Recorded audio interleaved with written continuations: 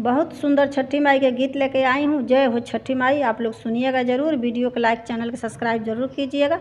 आप लोग के दिल से धन्यवाद। अवध नगरिया पोखरवा जल उमड़ती जस। अवध नगरिया पोखरवा जल उमड़ती जस।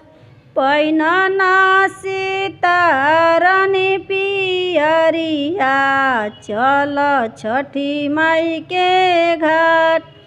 पैनना सीतारानी पियरिया चल छठी माई के घाट।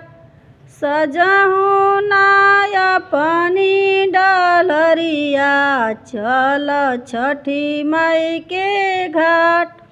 सजना सीतारानी अपनी डलरिया चल छठी माई के घाट।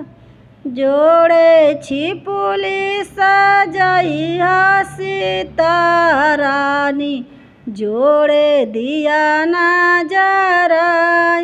दो जोड़े छिपुली सजइहा सीतारानी जोड़े दिया ना जराय। मारना शीतली रानी बुड़ुकिया जलवा दूध होई जस।